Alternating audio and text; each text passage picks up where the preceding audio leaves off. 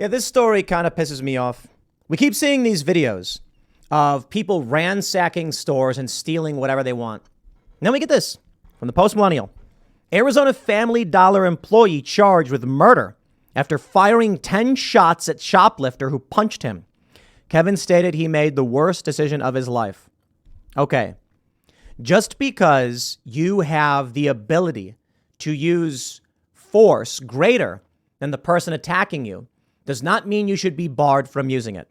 I wish this person did not lose their life. However, if you attack someone else and then you die, it is not the victim's fault. A 24-year-old Phoenix, Arizona Family Dollar employee, Kevin Salas Madrid, has been charged with murder after he shot a serial shoplifter who had robbed the store on several occasions and who punched Madrid in the face after the employee confronted him about shoplifting. Fox News reports the police said in the probable cause statement, Kevin stated he made the worst decision of his life. Kevin explained he was struck and decided to shoot, but looking back, he realized it was egregious. Well, shut up, because police are not your friends. I don't know if he should have or should not have shot. I don't know. I wasn't there. But I will stress, you should not, as a victim, have to give the benefit of the doubt to the person who just used lethal force against you. Too many liberals watch movies and get their view of the world from movies. I've told this story before. I'll tell it again. When I was growing up, I was told a story about two guys. There was some corporate party, and it was, something like I don't know what happened, but it was a company my family had known, and we're at a party or something. I don't remember. Two guys were at a party.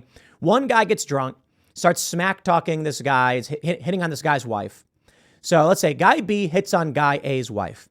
I believe what happened was guy A then punches guy B, who falls back, hits his head on like a table against a wall, like, whatever they're called. Hits his head, dies. All because some dude wanted to defend the honor of his wife or whatever. Now, look, I get it. Someone comes up, smack talking your girl, you tell him off. But he took a punch, swung at him, hit the guy. Actually, I wonder if it was the other way around. Like, I think it might have been the husband who died. I'm not sure. It's been a long time. All I know is a fight happened. A guy punched another guy, falls down, hits his head, and dies. The other guy goes to jail for it. A punch is a lethal force. But people watch these movies where everyone's punching each other and they're like, it's fine. You hit someone in the face, they can die. Granted, you got MMA and you got that slap contest, so people just assume it won't happen. But you swing at my head, I assume lethal threat. So this guy gets hit in the face so hard, apparently his glasses flew off. Madrid reportedly told the shoplifter to leave after he recognized him. Madrid confronted the shoplifter, and the two reportedly argued. The shoplifter then punched Madrid hard enough to knock his glasses off. That is an unprovoked attack. You're committing a crime. You then strike me. I have a right to defend myself. The worker then allegedly pulled out a gun and fired 10 shots at the shoplifter. Another Family Dollar employee said that he fired around 15 times and said Madrid was angry when he shot the shoplifter. According to Arizona's family, Madrid allegedly unloaded the gun's magazine in the shooting, and Madrid immediately identified himself as the gunman when police arrived. Madrid also allegedly continued firing when the shoplifter was on the ground and was arrested and charged of second-degree murder. I say BS. Granted, I did not see the video. For all we know, he got hit in the face, and then the guy started to back away and turn around to leave, and then he's unloaded. Maybe. My point is this on principle, not this specific story. You're supposed to unload the magazine. They train you to do that. There's a video of a guy, I think this was in Colorado or Arizona. I'm not sure where it was. No, actually, I think it was Ohio. He's in a cell phone store, and some dude walks in, throws a bag on the counter, and that's what they do. They say, fill it up, throw the bag on the counter. He then pulls it. He's holding a gun. The dude sees it, pulls his gun, it goes bang, bang, bang, bang, just unloads on the guy. The guy just goes down immediately, and he just does not stop. You know why? You don't know if they have a weapon. And if they do, they can use it against you, even if you shot them several times. Stop getting your news, your worldview from movies. In movies, it's like the bad guys are all running at the hero, and he goes bang, bang, bang, and they all just like, and fall. Or like, how about this? In Iron Man, Black Widow goes into the Stark building where everyone's fighting security guards, and she like hits a guy and flips him over, and then he just lays there on the ground like, oh no, I've been hit in the chest and flipped over. I can no longer get up. Oh, come on. They would like one punch doesn't knock anybody. That's movies for you. In the movies, they go bang, bang, bang, bang, and then everyone just falls. Like John Wick, right? In John Wick, he just goes pop, pop, pop, pop, pop, pop, and then everyone's falling to the ground.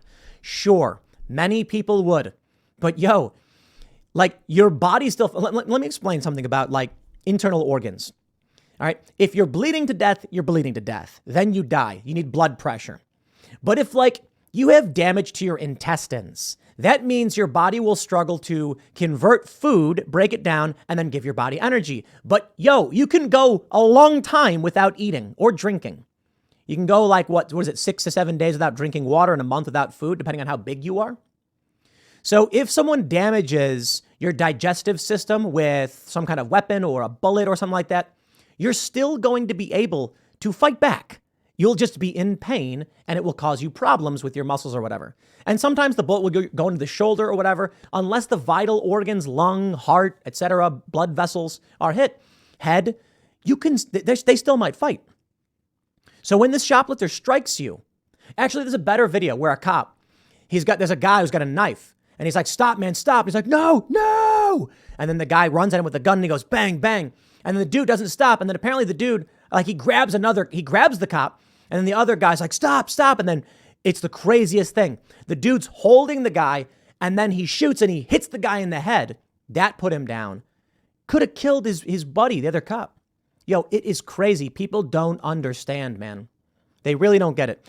There's that gag about bringing a knife to a gunfight. Knives are more dangerous in certain circumstances. Close quarters combat, gun might not be as effective. The Mythbusters did this thing where they had one of the guys run at the other guy, the guy to draw his gun and then tag him with a laser. And it was like 21 yards or whatever. If the guy with the knife was in 21 yards, he could plunge the knife into you, killing you. But before you could get a shot off. After that, he was able to get him. But pulling the gun out, aiming it, and then firing, there's not even a guarantee you're going to hit the guy. So if you've got a guy who punches you in the face so hard your glasses fly off, are we supposed to assume now the victim should go, well, hold on there, partner. You just struck me so hard my glasses flew off. I could have died. I could have fallen back and hit my head. I'm going to wait a second and then figure out if you're trying to kill me or not. That's not the victim's fault. This guy was in the commission of a crime. I believe if you commit a crime, fault now lies on you. If you are actively shoplifting and you go from robbing a store to striking a man in the face, you are in felony lethal force territory. So it's frustrating to hear, but I'm wondering if there's more to the story we don't know about. I'm not entirely, I'm willing to bet this is exactly what's going on. So what happens when you get these Democrat types moving into Arizona? So shot the guy more than 10 times. Maybe. And look, is the guy not dead? He's in life-threatening condition. Kevin stated he made the worst decision of his life. Don't talk to cops. Okay? Don't talk to him. Don't. He should have just been like, self-defense, lawyer. Maybe say nothing. Say, lawyer. The cops are going to walk in and they're going to see a guy who's a serial shoplifter and they're going to see an employee who fired on him and they're going to be like, we don't know what happened, but shoplifter gets shot. You know, they'll take you in for questioning. They'll read you your rights and you just say, lawyer. I need a lawyer. Lawyer. I don't answer questions. Lawyer.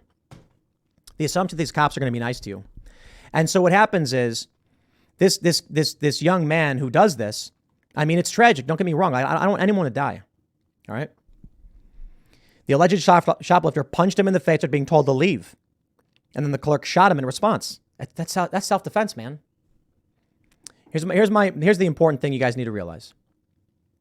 You tell a cop anything, it will get twisted against you, period. End of story. That's it.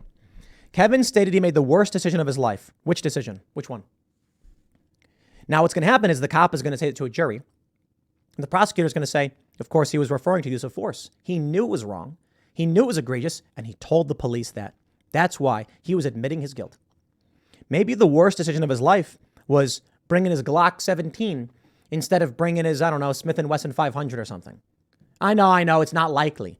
But maybe the worst decision of his life was something totally unrelated. Maybe it was letting the guy punch him in the face in the first place. Who knows? The interpretation, of course, will be by everyone that the worst decision was using the gun. He explained he was struck and decided to shoot, but looking back, he realized it was egregious. And they wrote that in a statement. This guy should have said nothing, and he would not have been arrested, and he would have not been charged. We're going to keep seeing these videos of shoplifters because they know if you do anything, you go to jail. That's messed up, man. I'll leave it there. Next segment's coming up at 1 p.m. on this channel. Thanks for hanging out, and I'll see you all then.